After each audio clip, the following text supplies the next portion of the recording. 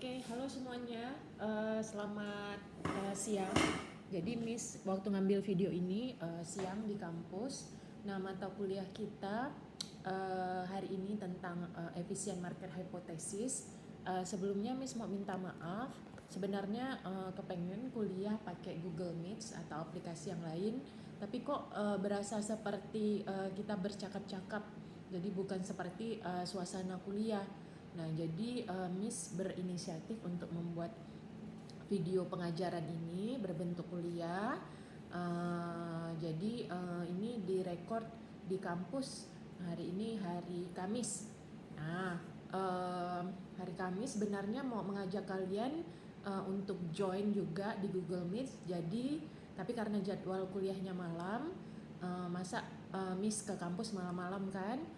Kemudian mudah-mudahan minggu depan kalau semua working from home, jadi bisa gabung. Kita misalnya tentukan waktunya jam 12 siang. Nah, itu mungkin kalian kalau masih ada ke kantor atau piket itu masih bisa bergabung, luangkan waktu luangkan waktu 1 jam atau 1 jam 30 menit, kita sama-sama kuliah sebentar. Nah, jadi settingannya seperti ini. Kalau di rumah di kamar Miss itu berasa PW aja, jadi bukan berasa kasih kuliah. Nah, jadi seharusnya kuliah online itu meskipun dari rumah seharusnya masih tetap situasi belajar. Nah, dengan kekurangan ini kita berusaha maksimal mengantarkan kuliah biar kehidupan sosial kita berjalan dengan baik, termasuk kehidupan pendidikan. Oke, nah kita langsung aja. Masih beberapa orang, bahkan kemarin masih ada yang belum presentasi di kelas sebelah, di kelasnya Bahru dan kawan-kawan. Sementara di kelas yang lainnya, yaitu kelas Pak Hendra, baru Pak Hendra dan Asi aja yang udah presentasi. Nah, nanti mudah-mudahan semester ini kita masih ada kesempatan untuk jumpa, mudah-mudahan ya, kita doa sama-sama. Nah, nanti itu kita presentasi semuanya, jadi langsung, karena presentasi itu kalau online nggak nyaman. Tapi kalau ternyata kondisi berkata lain, ya terpaksa presentasi untuk nilai tugas. Ternyata memang nikmat atau ini baru kita sadari tatap muka itu ternyata sangat nikmat. Setelah diambil dari kita baru kita sadar kita makhluk sosial. Oke, ya udahlah, jadi curhat pula. Nah, Miss kasih materi hari ini itu efficient market hypothesis. Nah, efficient market hypothesis itu the continuity untuk materi selanjutnya, yaitu setelah fundamental dan teknikal. Nah, efficient market hypothesis, I think I have give you a little bit the meaning of efficient market hypothesis on the previous materi about fundamental and technical analysis. Nah, itu jadi fundamental dan teknikal dulu. Nah, memang seharusnya selanjutnya adalah efficient market hypothesis. Nah, efficient market hypothesis adalah ketersediaan informasi, the availability of information. So this condition is very important to achieve market efficiency. Jadi itu penting punya kondisi seperti ini biar pasar efisien itu tercipta. Nah, pasar efisien yang kita bicarakan di sini bukan pasar efisien dalam artian prinsip ekonomi. Nah, ini ada dua hal yang berbeda. Kenapa berbeda? Karena pasar efisien di prinsip ekonomi itu berbicara tentang pencapaian efisiensi dan efektivitas. Nah, kalau efficient market hypothesis ini sangat berbeda di pasar keuangan. Oke, EMH, Efficient Market Hypothesis. Nah, ini ditemukan oleh Fama tahun 1970. Nah, 1970 dia itu menciptakan hipotesa ini. Hipotesa pasar efisien. Nah, karena ini adalah hipotesa, nah oleh karena itu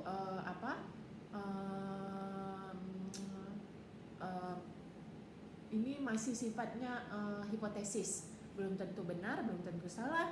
Nanti misalnya kalian sekarang menguji, membuat penelitian bahwa pasar saham di Indonesia itu efisien. Nanti kalau ada yang lain ternyata 6 bulan lagi buat penelitian ternyata tidak efisien, ya kan ini hipotesa. Jadi harus diuji terus. Jadi keadaannya tidak bisa benar-benar terus efisien atau menjadi efisien terus. Nah, seperti itu. Nah, oke. Nah, namun sebelumnya kita balik lagi ke sejarah sebelumnya kenapa hipotesis ini muncul. Nah, Miss dulu pernah ini kasih kasih contoh dengan mengundang Pak Hendra kalau nggak salah Miss ya, di kelas sebelah yang pakai duit itu. Nah, kalau yang di kelas sebelah itu siapa ya, Bahru kalau nggak salah Miss. Yang mereka ke depan, kemudian Miss minta mereka untuk ini ngambil duit. Nah, ngambil duit itu untuk mencontohkan random walk, bahwa dalam setiap kejadian hidup kita itu akan bertemu event dan peristiwa yang membuat hidup kita itu jadi ini, keputusan kita itu jadi berbeda-beda. Kemarin Bahru ngambil ngambil semua atau enggak ya? Kalau nggak salah Miss tuh Bahru nggak diambil. Kalau Pak Hendra ambil nggak ya? Ambil kalau nggak salah mata duitan kalau nggak salah Pak Hendra. Ya udah. Nah, oke. Nah, itu ini random walk. Random walk tuh jadi jalannya acak. Nah, pernah laboratorium keuangan di India itu mengundang mahasiswa, dikumpulkan terus mereka diputerin lagu house music, terus mereka disuruh joget. What is the purpose? Ya purpose-nya jogetnya random, nggak ada orang ini jogetnya tuh statis. Bahkan yang Sufi itu yang joget itu kan mereka muter terus berkeliling aja bergerak. Nah, artinya peristiwa hidup kita itu nggak mungkin statis, termasuk juga including in decision making. Nah, itulah efficient market hypothesis itu sebenarnya tentang informasi. Nah, apalagi di situasi sekarang, nah pasti kalian tuh setiap pagi tuh udah terima informasi beragam. Ada yang bikin pusing, ada yang menyenangkan, tapi 80% itu bikin pusing. Karena apa? Karena terrifying kan, sebagian besar beritanya, sedikit yang ini. Nah, bikin nyaman. Nah, di pasar keuangan itu semua informasi itu tergantung kita investornya. Bagaimana mereka reaksi yang terinformasi itu, whether to make decision, bad decision atau good decision. Nah, bad information can lead into good decision vice versa can lead into bad decision. That is depend on how direction of investor. Nah, itu prolog untuk materi kita. Sekarang kita masuk ke slide selanjutnya. Nah, how can we forecast price of share? Nah, we conduct price of share itu dengan dua cara. Pertama, fundamental analysis and technical analysis. Nah, I think you already learn about this, and then we already learn also about this, the fundamental analysis and technical analysis. Nah, nanti presentasinya terus berlanjut karena itu butuh untuk nilai. Nah, kemudian market price of the share is not only dependent on demand and supply, but several other factors can be termed as information. Nah, jadi tuh, if you define market information itu bukan tentang harga. Kalau you only focus on price, itu maksudnya historical price, itu masuk ke weak form. Jadi itu ada tiga tipe market efisien. Nanti kita belajar di slide selanjutnya. Kalau kamu fokusnya cuma ke historical price, nah itu big form. Nah, jadi data historis. Nah, data historis itu memiliki kelemahan. Apa saja kelemahannya? Ada yang bisa jawab nggak? Coba dijawab nanti di kolom section, nanti kan di share di ini nih, Google Class. Nah, nanti type aja di kolom komen. Kalau di kelas yang satunya Miss minta Mbak Eva dan Dwi untuk menyebutkan apa kelemahan data historis. Kalau di kelas yang baru dan kawan-kawan, Miss minta Pak Misbahudin dan Irwan untuk menyebutkan apa kelemahan dari data historis.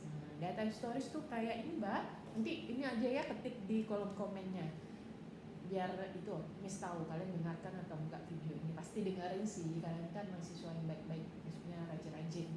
Nah data storage tuh kayak ini nggak bisa move on dari mantan pacar. Siapa yang punya mantan pacar banyak? Nggak tahu ya saya. Pak Fahmi kali ya. Ya udahlah. Ini berasa aneh sih ngomong sendirian di ruangan nggak ada audiensnya. Tapi ya hidup memang menyedihkan akhir-akhir ini.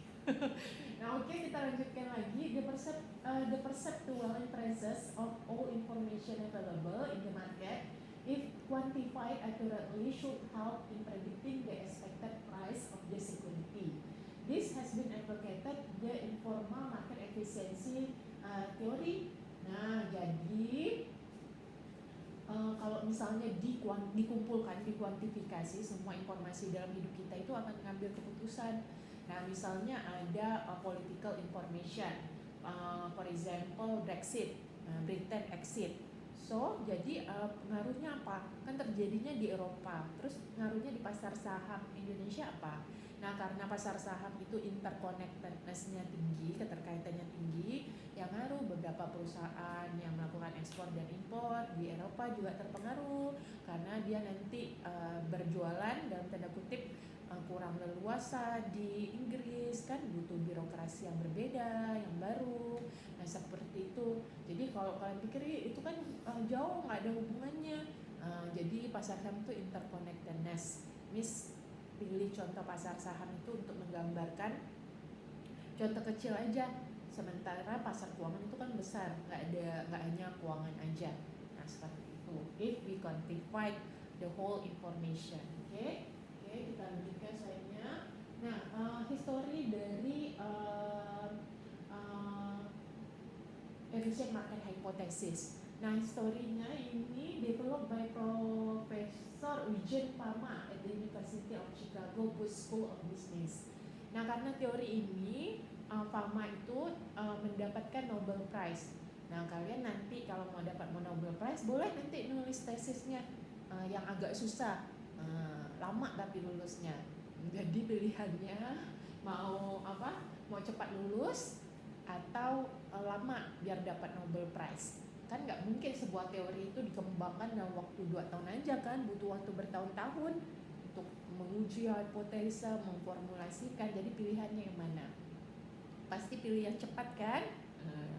Oke. Nah, good choice. Oke, nah kedua, the efficient market hypothesis was first expressed. Nah itu tadi yang Miss bilang, Louis Bachelier, ahli matematika yang random walk, the theory of speculation. Nah speculation itu kayak random walk, jalannya mutar kanan, mutar kiri, ke kanan, ke kiri. Nah itu kemudian kenapa mutar ke kanan, ke kiri? Seandainya hidup kita lurus saja, enggak kan? Padahal hidup itu simple, kita buat susah karena too many speculation. Speculationnya macam-macam, inilah itulah, padahal sebenarnya lurus aja. Ya human being, kan sudah kasih materi tentang itu kan, behavioral finance, seperti itu. Nah kemudian yang ketiga, the efficient market hypothesis emerged as prominent theory in the mid of 1960s.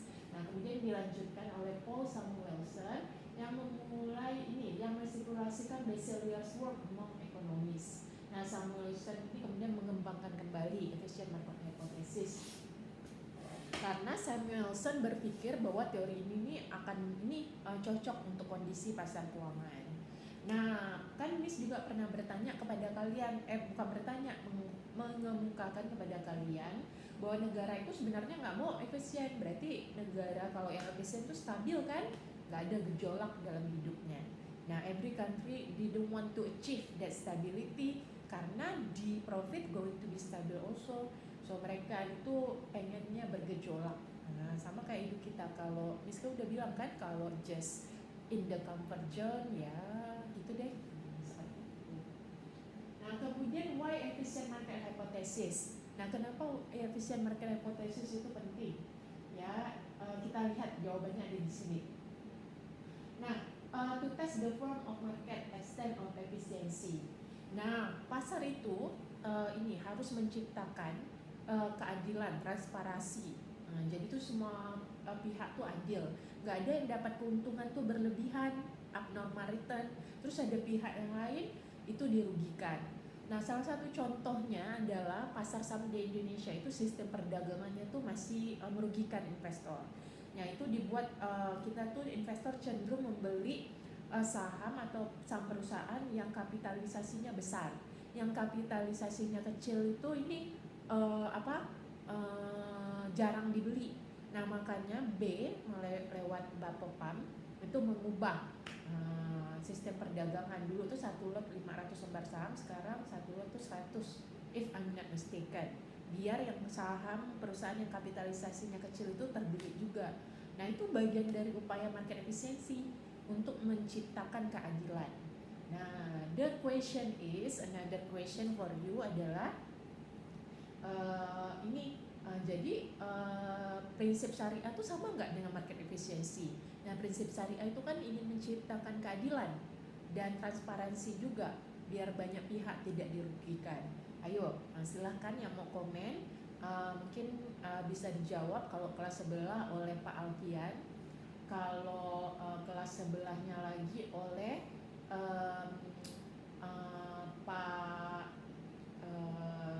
oleh Lucia. Nah, silahkan dijawab di kolom komen ya, nanti Miss cek. Oke. Nah, selanjutnya, to make sure that one can accurately forecast the market, discover the market trend and help investor to make critical decision. Nah, jadi tren. Nah, tren kedepannya tuh apa?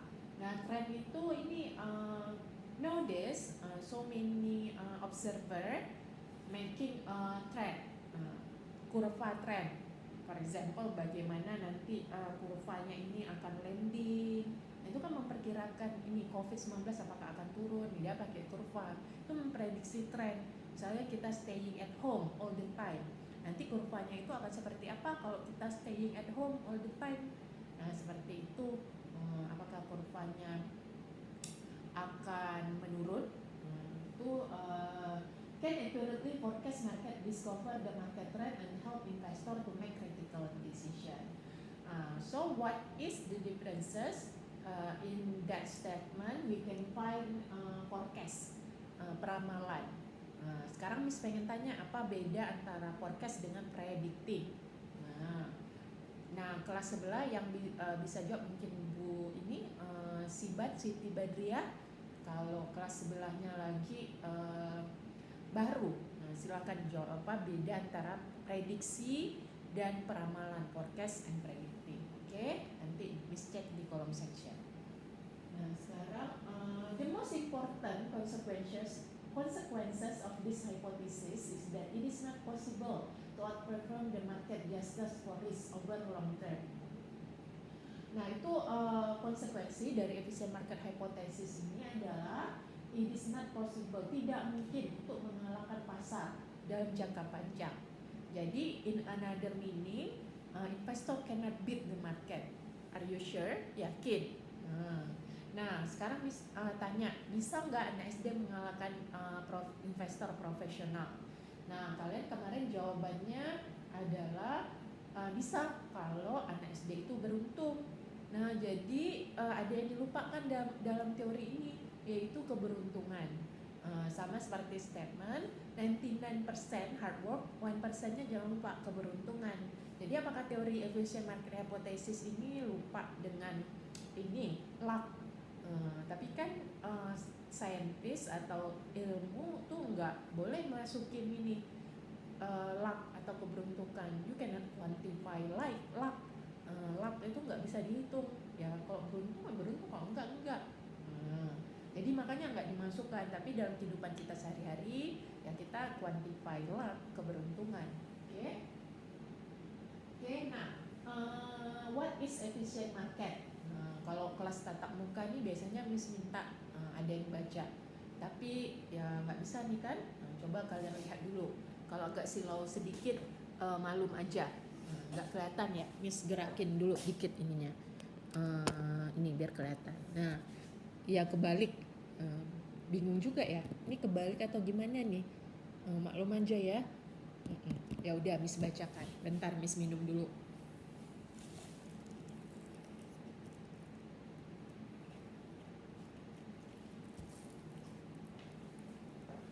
Nah, what is efficient market? A market where there are large number of rational profit maximizer actively competing with each trying to predict future market values of individual securities, and where important current information is almost freely available to all participants.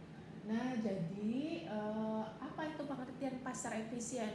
Itu ada sekelompok investor, dia itu rasional. Misalkan waktu ini behavioral finance, ini sudah ditanya kepada kalian dan jelaskan apa beda investor yang rasional dan tidak rasional. Nah, itu kalau di pasar efisien itu investornya rasional. Kemudian mereka itu satu sama lain bersama-sama memprediksi pasar yang kedepannya itu bagaimana. Nah, kemudian menggunakan informasi yang tersedia itu digunakan untuk mengambil keputusan. Nah, tapi key pointnya adalah and where important current information is almost freely available to all participants. Nah, jangan lupa ini freely available, tersedia dengan bebas, gratis, bisa didapatkan kapanpun dan di mana saja. Miss waktu kelas tatap muka pernah menggunakan contoh. Nah, penduduk di masyarakat di Sekadau akan beda menerima informasi, misalnya harga saham dengan warga Pontianak. Misal harga Telkomsel mau beli 5.000, karena misalnya nggak real time karena koneksi internet terputus, mereka pas mau beli harga 5.000, ini udah naik harganya jadi 5.500. Padahal mereka pengennya waktu beli di 5.000. Nah, pasar itu tidak efisien di Sekadau. Kalau di Pontianak efisien. Oke? Nah, ini adalah kondisi ketika terjadi informasi di pasar. Bagaimana kondisi pasar yang efisien, bagaimana yang tidak efisien. Nah, pada masyarakat yang efisien,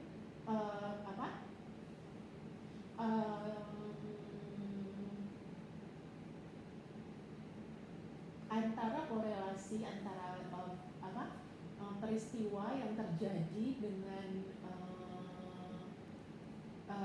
peristiwa event time dengan respon masyarakat itu linear. Kemudian kalau yang tidak efisien itu tidak linear, artinya butuh waktu lama bagi investor untuk merespon. Yang di sebelah sini yang tidak efisien. Jadi kalian bisa lihat bahwa kondisinya tidak efisien. Butuh waktu lama untuk merespon ya karena kekurangan infrastruktur dan lain-lain. Oke. Nah, kemudian ini masih market reaction to anticipated favorable event. Nah, favorable tuh jadi favorable dan unfavorable. Favorable tuh yang disukai, unfavorable tuh tidak disukai. Ya, kita cenderung sebagai manusia tuh senangnya menerima berita yang kita sukai dulu. Misalnya ada teman, bro, ketemu sama klien, bro, aku punya berita nih, baik dan buruk. Kamu mau dengar yang mana dulu? Nah, sebagai manusia kita yang bagus dulu deh. Nanti yang buruk tuh habis yang bagus. Yang penting hati udah happy dulu dengar yang bagus. Nah, seperti itu. Yang favorable itu yang menyenangkan. Nah, how is it investor react to favorable information? Nah, itu tuh efficient marketnya itu ini landai.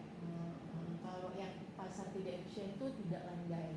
Nah, makanya during this time pandemic seperti ini, ya kita menerima informasi tiap hari itu unfavorable, tidak menyenangkan. Inilah itulah yang membuat kita panik berlebihan.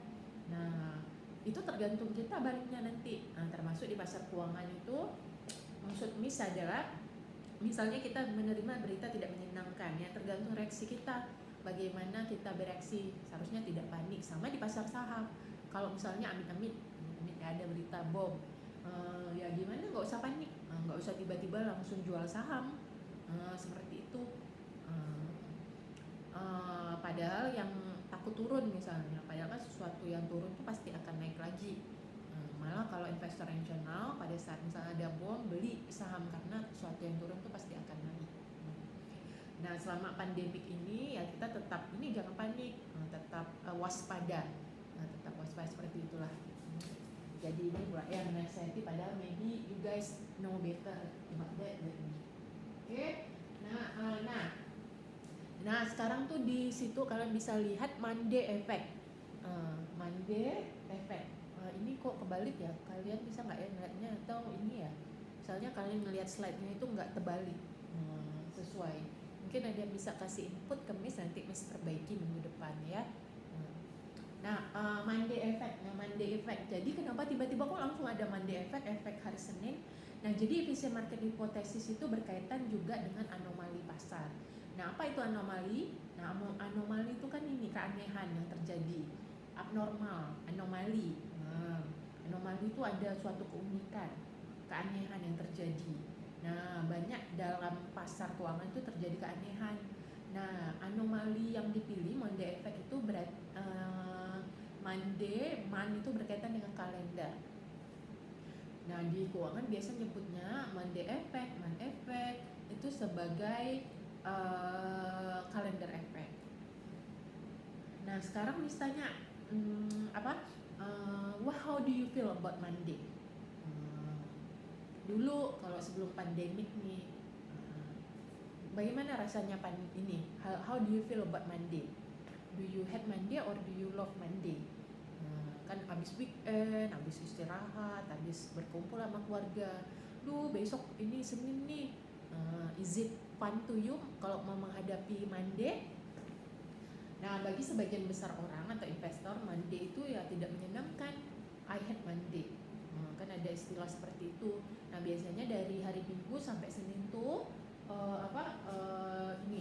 investasi itu melemah karena orang adjust dari situasi yang sebelumnya santai, Minggu relax, terus Senin tuh biasanya nggak ngambil keputusan keuangan. Nah, nanti masuk hari Selasa itu baru banyak terjadi keputusan investasi. Nah, Monday effect tuh ini banyak terjadi di pasar saham.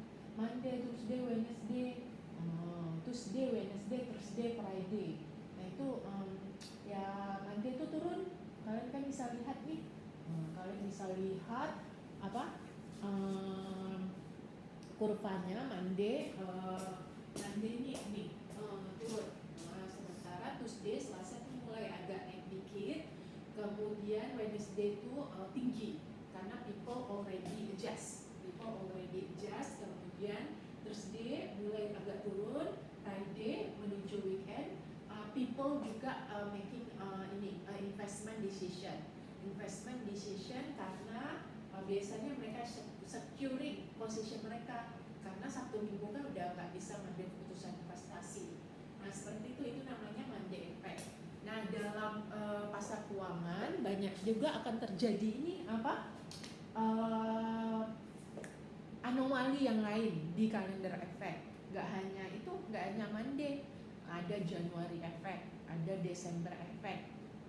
Januari itu ya gimana sih investor nih meneliti habis tahun baruan, ya biasanya mereka akan aktif mulai berinvestasi di Januari, sementara di akhir tahun itu ya akan mulai menurun,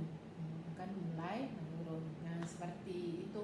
Nah, Desember ya postponing, biasanya kegiatan investasi itu berkurang. Oke, lanjut. Efisien market hypothesis. Nah, didapat digambarkan udah, yang di atas itu udah basically pengertian dari EMH. Nah, the keywords adalah definition always, selalu. Kemudian fully, secara penuh menggambarkan informasi. Nah, sekarang misalnya apakah ini pasar akan selalu menggambarkan seluruh informasi? Ya,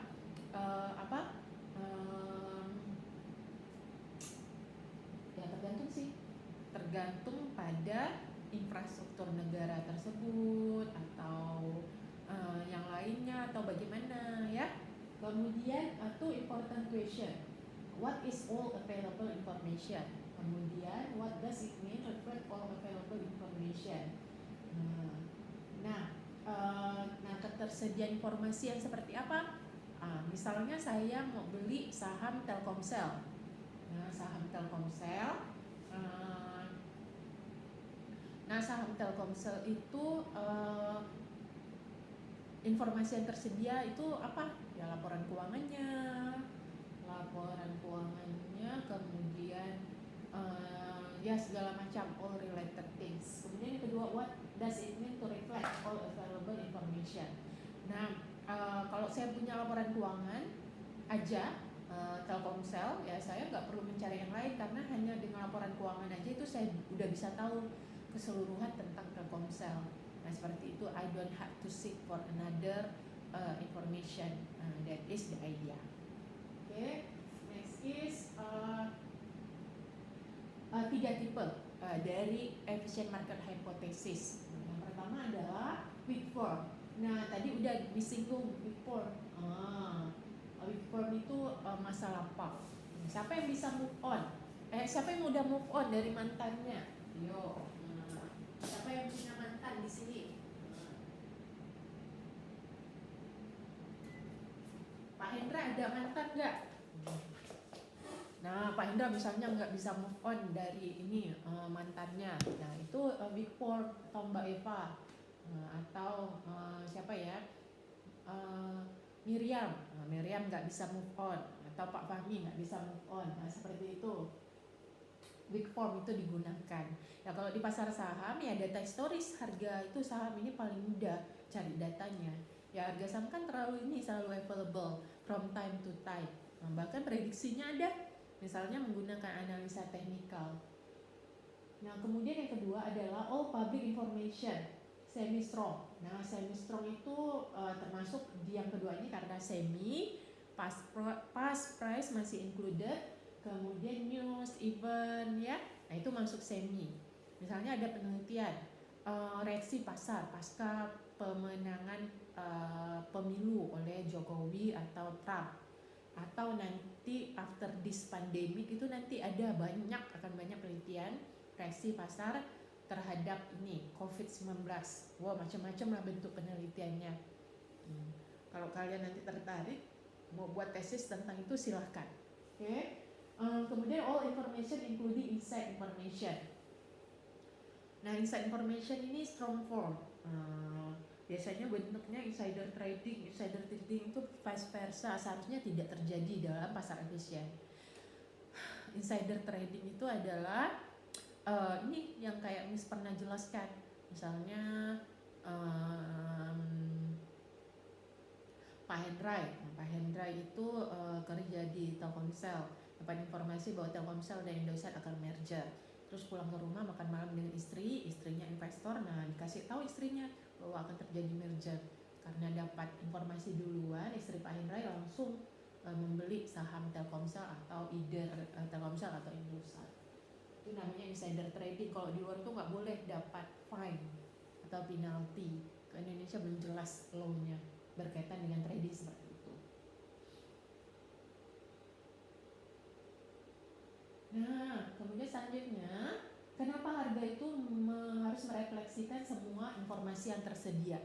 Nah, kenapa? Yaitu biar kalau nggak merefleksikan akan terjadi kesempatan arbitrase. Arbitrase itu satu orang tuh keuntungan yang berlebihan. Itu pasarnya nggak sehat.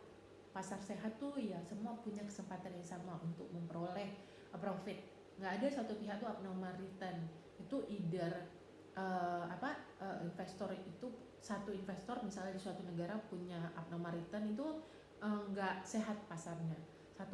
Mungkin satu orang aja yang punya kesempatan untuk mengakses informasi itu, sementara yang lainnya nggak bisa. Nah next adalah early thinking about securities market prices. Nah di awal tahun 20-an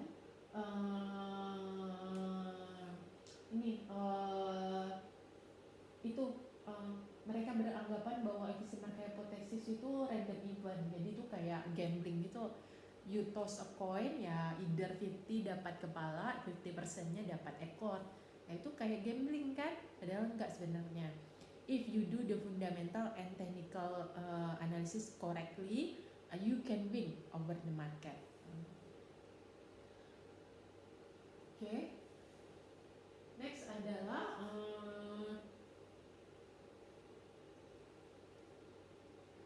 Deato actual stock price was not seen to be random. Yang penting itu adalah the actual stock price was not seen to be random. Only the change in the price appear to be random in occurrence. Karena sebenarnya yang nggak random, karena itu bisa diprediksi.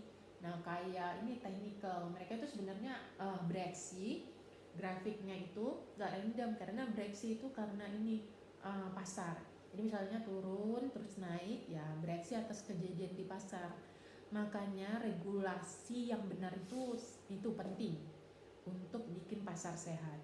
Kalau nggak ada regulasi dari pemerintah, ya pasar bergerak dengan ini sangat bergejolak signifikan volatility which is going to be dangerous for that country.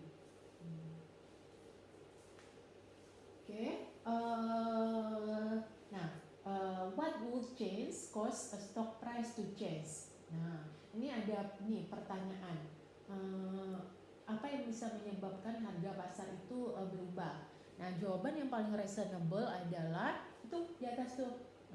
Sorry, kalian kan nggak bisa lihat kebalik. Ini forecast, peramalan, prediksi.